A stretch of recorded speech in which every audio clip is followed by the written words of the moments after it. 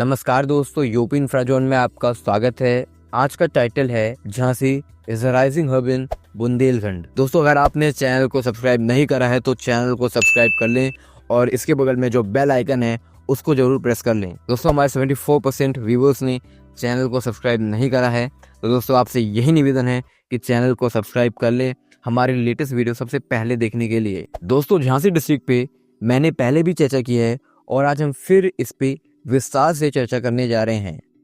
झांसी बुंदेलखंड में एक rising industrial hub के रूप में उभर रहा है और न केवल ये औद्योगिक गढ़ बन रहा है बल्कि यहाँ पर सेफ्टी सिक्योरिटी इस पर भी ध्यान दिया जा रहा है। आज की इस वीडियो में हम उन महत्वपूर्ण परियोजनाओं की बात करेंगे जो कि दोस्तों इसका पूरा लैंडस्केप ही चेंज करने वाले हैं।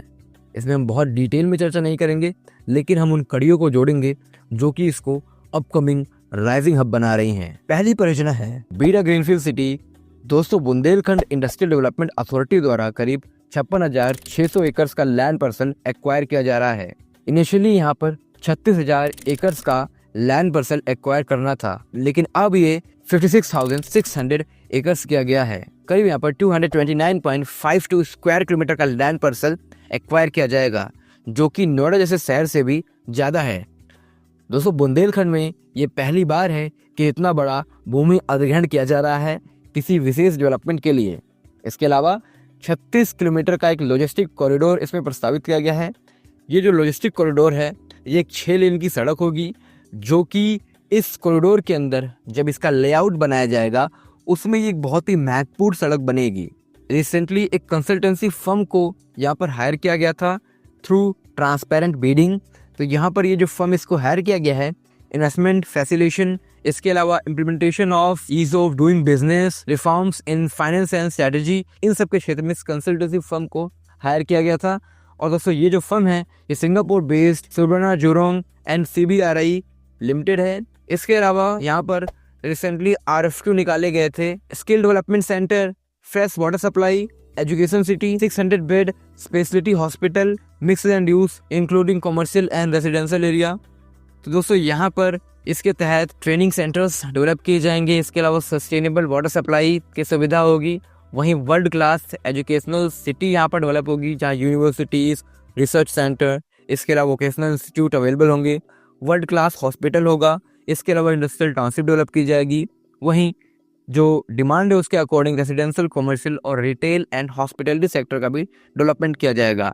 मोस्ट प्रोबेबली ये जो डेवलपमेंट है ये 400 हेक्टेयर्स के लैंड पार्सल में किया जाएगा और इसका फर्दर एक्सपांशन होगा according to the demand and master plan. यहाँ पर दोस्तों सबसे पहले मैं आपको बता दूं कि एक्सप्रेशन ऑफ इंटरेस्ट इसके निकालने के बाद भी बहुत सारा प्रोसेस होता है। सबसे पहले जिन भी फर्म ने यहाँ पर इसमें अपना इंटरेस्ट जताया होगा, बिड रखी होगी, उनका इवैल्यूएशन किया जाता है और उनके इवैल्यूएशन के बाद उनकी क्वालिफिकेशन, एक्सपर्टी, प्रायर एक्सपीरियंस, इन सब के आधार पे उनको शॉर्टलिस्ट किया जाता है। और जो शॉर्टलिस्ट फर्म होती हैं ये आगे प्रपोजल भेजती हैं। इसके बाद ये रिक्वेस्ट फॉर प्रपोजल भेजती हैं और दोस्तों ये जो रिक्वेस्ट फॉर प्रपोजल होता है ये स्टेट के पास जाता है, ये डिटेल प्रपोजल सबमिट करती हैं। इसके अलावा बाद में इनका टेक्निकल एंड फाइनेंशियल इवैल्यूएशन किया जाता है and on the basis of technical and financial evaluation इनको सेलेक्ट किया जाता है। इसमें से जो फर्म ज़्यादा टेक्निकली एक्सपर्ट और फाइनेंशियली बेनिफिट करती है गवर्नमेंट को, उसको लेटर ऑफ अवार्ड दिया जाता है। सारे प्रोजेक्ट्स होते हैं फाइनेंशियल इवैल्यूएशन तक जाता है ताकि जो कॉस्ट है, जो सबसे कम कॉस्ट पे डेवलप करता है, उसको ये कॉन्ट्रैक्ट मिले।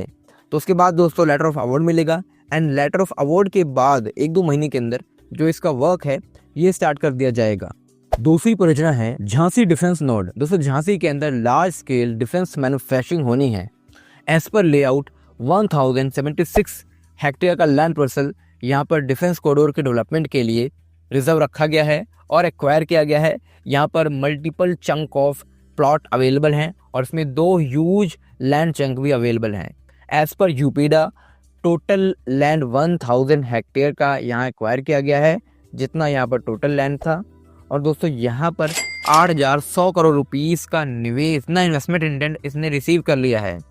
इसमें Tata technologies optic electronics India private limited, इसके अलावा Nitrodynamics aerospace and defence private limited, Nav Bharat defence system private limited, ये ऐसी फर्म है जो यहाँ पर निवेश कर रहे हैं। इसके अलावा भारत डायनेमिक्स लिमिटेड, इसकी ऑलरेडी प्रेजेंस है झांसी के अंदर। डिफेंस के क्षेत्र में बड़ी इंडस्ट्रीज लग रही हैं क्योंकि सबसे ज़्यादा बड़ा लैंड चंक यहीं अवेलेबल है और इसलिए दोस्तों यहाँ पर ह्यूज इन्वेस्टमेंट की संभावनाएं हैं। और दोस्तों ये एक बायोपोलर कोलेटरल इफेक्ट पैदा करता है, यानी कि जब इतनी इंडस्ट्रीज एक क्षेत्र में लगती हैं तो उससे वहाँ का जो सभी सेक्टर होता है, हॉस्पिटैलिटी होता है, इसको बहुत ज़्यादा बेनिफिट होता है। तो इस लिहाज से दोस्तों ये एक कोलेटरल इफेक्ट पैदा कर रहा है जो और भी कई सारी इंडस्ट्रीज को पुश करेगा। कुछ प्राइवेट कॉमर्शियल प्रोजेक्ट्स की बात करें तो यहाँ पर Emami self sufficient integrated township develop कर रही है 100 एकर्स के लैंड पार्सल में। ये टाउनशिप खलियार झांसी के अंदर डेवलप हो रही है। फेज़ 1 और फेज़ 2 में इसको डेवलप किया जा रहा है। 45.926 एकर्स का लैंड पार्सल पहले फेज़ के तहत अवेलेबल है। पहले फेज़ के तहत 45.926 एकर्स का लैंड पार्सल है जिसमें दोस्तों 253 प्लॉट्स अवेलेबल हैं।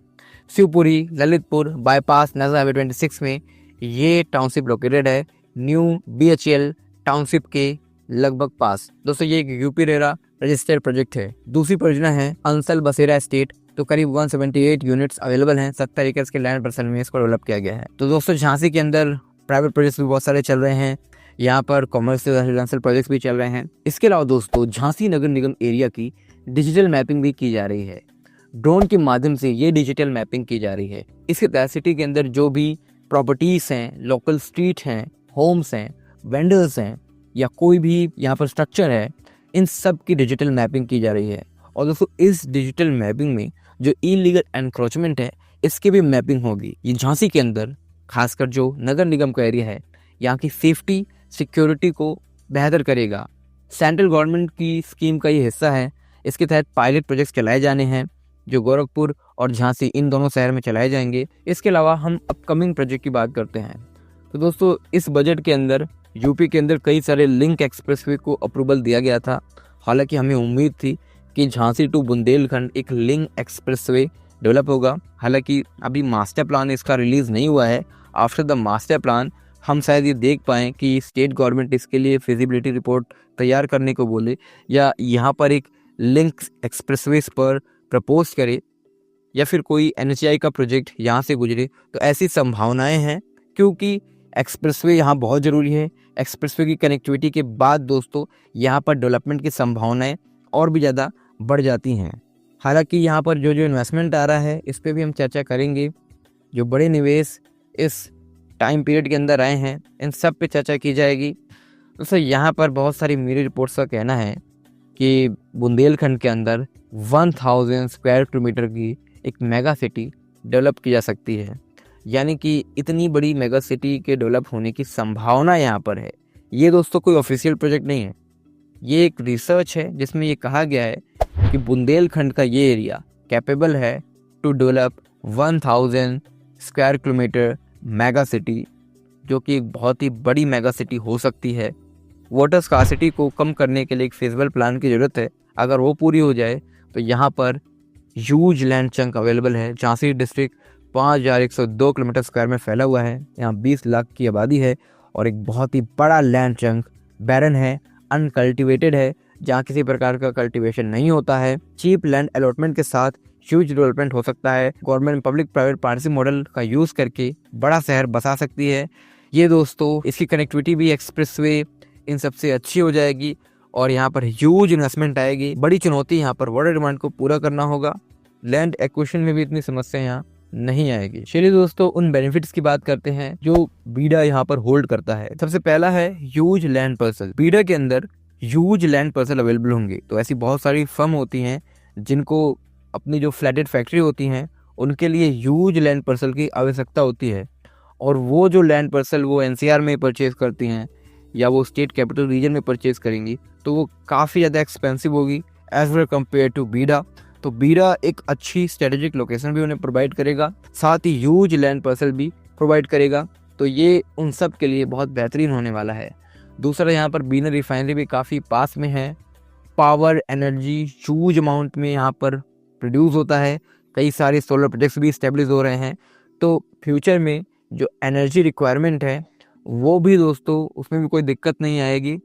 चौथा यहाँ पर एनवायरनमेंट बहुत अच्छा है। एयर पोल्यूशन बहुत ज़्यादा नहीं है क्योंकि यहाँ पर पहले बहुत ज़्यादा इंडस्ट्रियल पुश नहीं दिया गया है। चीप लैंड अवेलेबल है कम दामों पे।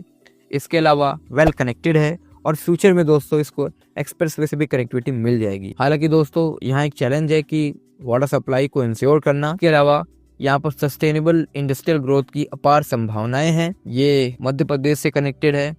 इसके अलावा ये इस ऐसे रीजन में लोकेटेड है कि इससे 2 राज्यों में ट्रेड करना काफ़ी इजी हो जाएगा, क्योंकि यहाँ से 2 राज्यों के बीच में ट्रेड करना बहुत इजी हो जाएगा। इसलिए दोस्तों ये एक बहुत ही बड़ा इंडस्ट्रियल हब बन सकता है। आज की इस वीडियो में इतना ही। किसी अन्य वीडियो में हम इसके अन्य पहलू पर भी चर्चा करेंगे।